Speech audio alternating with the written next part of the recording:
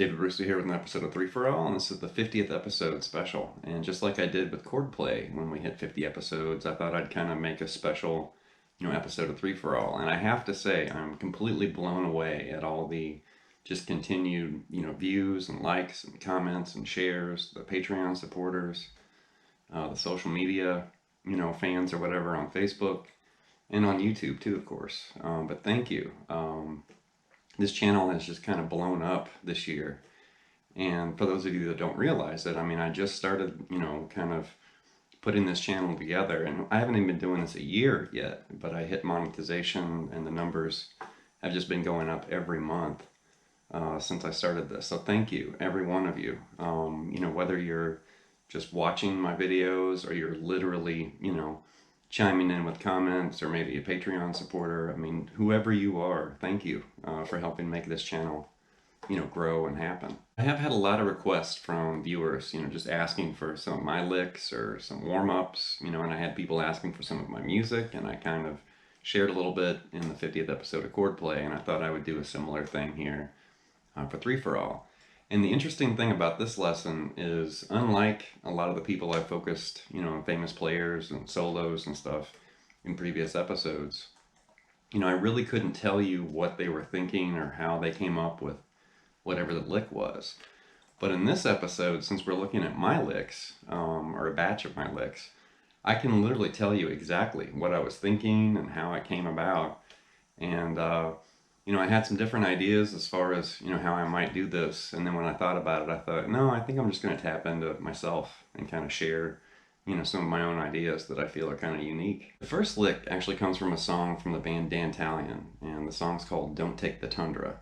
And I doubt you've ever heard that song or heard of that band. But Dantalion was a group that I played with like in the mid to late 90s. And it was technically the band I played in right after I finished going to college, at AIM down in Atlanta. And, I had my degree in my hand and, a head full of AIM curriculum, burning around in my head. And I hit the road with Dantalion. And I was with them for like a year and a half, 2 years. We opened for a bunch of groups: Quiet Riot, Head East, Blue Oyster Cult, Nazareth, Rick Emmett from Triumph, and some other bands. And interestingly, the drummer from Dantalion is now the drummer in Florida Georgia Line. And Sean Fuller, he's been the drummer in Florida Georgia Line for years. And he's definitely, very successful. And, he and I have been friends for a long time. And we played in Dantalion together. We kind of hit it off and became buddies. But anyway, this song, which I guarantee you've probably never heard, this little lick from Don't Take the Tundra, is actually, it's kind of like an Yngwie idea. It's based around arpeggios, and it looks and sounds like this.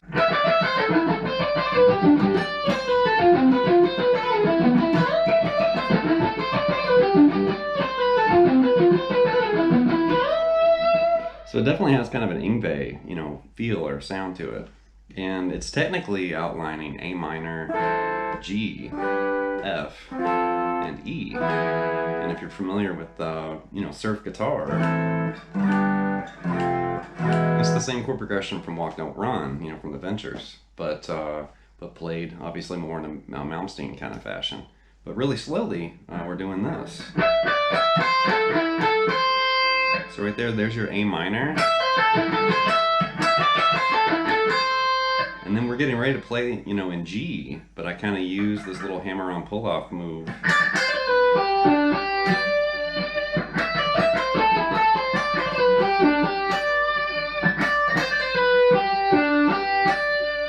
Something like that. And then right here, this would be F major. And we're also, kind of using the sharp 4, so this is kind of implying Lydian. So right there. And then it finishes with E major. So really slowly.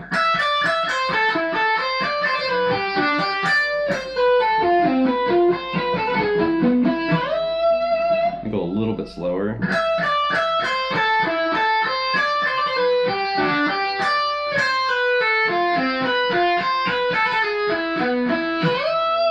And I do like kind of a slight palm mute on it, just it sounds a little bit more aggressive when you do it that way.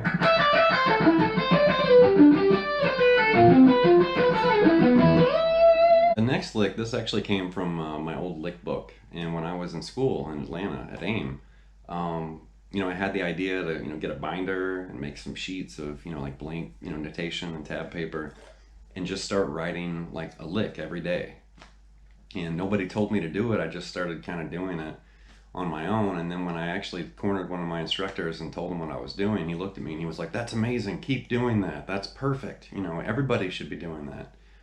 And when he reacted that way, I got excited. And then I really, I forced myself every day. I got up and I would grab my guitar, grab my binder, and I would write a lick, and I would write it out in my book. And I still have the pages. I don't have the binder actually anymore, but I somehow managed to save the pages though. And this is a lick from that lick book, which there were a couple hundred licks in there, I think, when I've actually finished the book. So the idea behind this, it's a A7 idea, dominant 7, and I was looking for something that wasn't minor pentatonic that would give me that A7 sound. I was looking for that dominant 7 flavor, and I didn't really want the same old pentatonic kind of sound. So I literally was playing with adding that major third, that C sharp right there, and the lick looks like this. So slowly,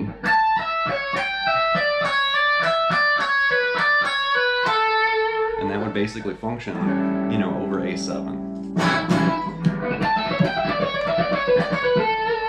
Now you can finger that a couple different ways. Right there, I just basically use my pinky for the first note, and then kind of retain that 3-finger pattern right there with the index third, or index, middle, and third.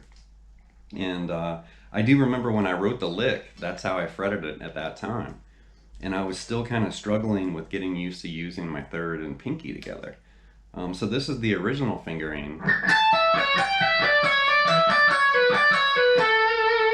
And then the alternate fingering that I kind of developed, after I gained more strength in my hand, is like this. So you can actually practice that 2 different ways, with 2 different finger combinations. Now, once you get used to that lick in one position,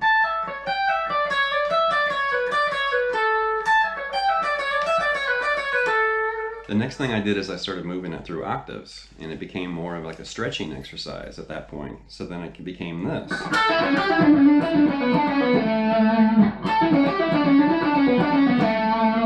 The exact same notes, just an octave lower. So instead of that, it became this. Now you can actually do that again. You can go an octave lower. And you can kind of move around the fretboard using that one phrase.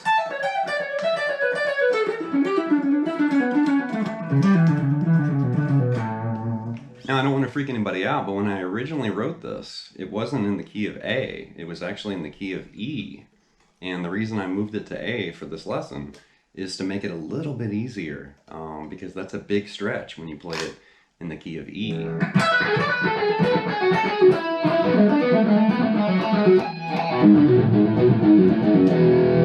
So definitely you can move that lick around other keys. And there's E once again. Move it up 3 frets, there's G. Move it up 2 frets, there's the A. But I really like the way that lick is phrased, and that's an old lick of mine that has kind of stuck around, and I've used that, numerous times. And it's like, oh, I guess I'll just play around with that, that dominant 7th idea. The next lick actually comes from a song called Broken Wings, which was with the group Bosco, when I played with the band Bosco. And that would have been like around 2007, and we had an album that came out called Ladies and Gentlemen, which you can find that on iTunes, Amazon, CD Baby. Go check out my old band Bosco if you want to hear kind of what I was playing about 12 years ago. But with Broken Wings, there was a lead section like for the solo, and at the end it had this build up, and I could hear it building. And I thought, I think I have an idea, and I heard it in my head. I thought, I think I know what I want to try to do there. But then when I grabbed my guitar, I couldn't quite find it, so I kind of worked with it and came back to it later. And I'm actually using stretch pentatonics, which you can catch this from people like Paul Gilbert, of course, Zach Wild. There's a whole bunch of players that play, stretch pentatonics, and I've mentioned these in other episodes of Three for All. But it's in E minor, and I'm basically combining, shape 4 and shape 5 of the minor pentatonic scale. These two positions. And I'm basically combining, 3 notes per string on the A, the G, and the high E. And that would look something like this if I just ran through the arpeggio. It'd be like an E minor 11, I guess, because you've got that fourth in there. That A note. But what I did for Broken Wings is I took that lick and I sequenced it. So I basically started just ascending through that pattern of notes, 4 notes at a time, like this. Now if I go slower,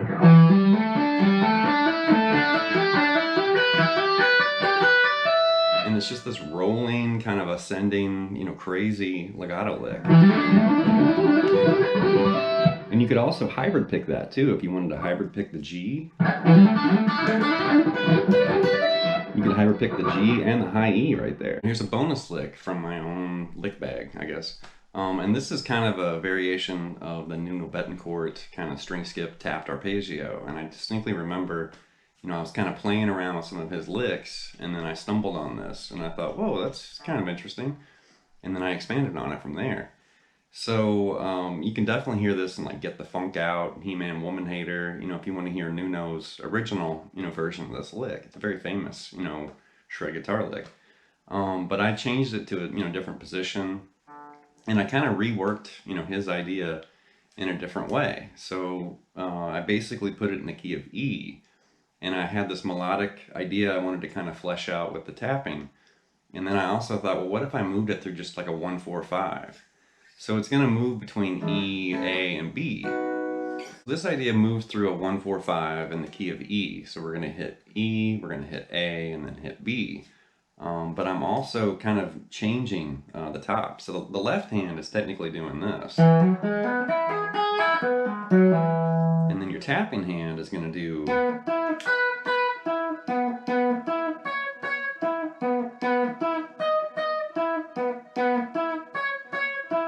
And when you put that together, it sounds like this.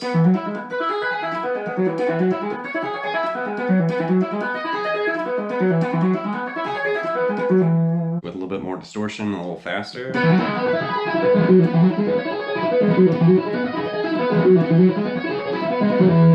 And that's basically E right there.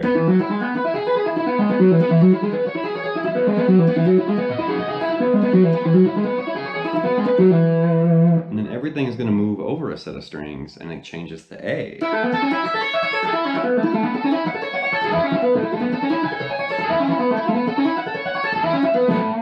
And then go back to E. And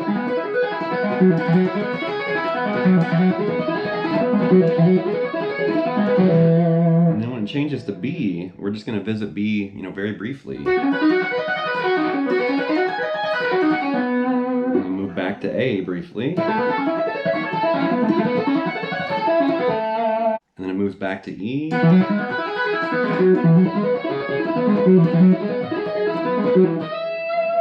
And if I put all that together, it looks and sounds like this.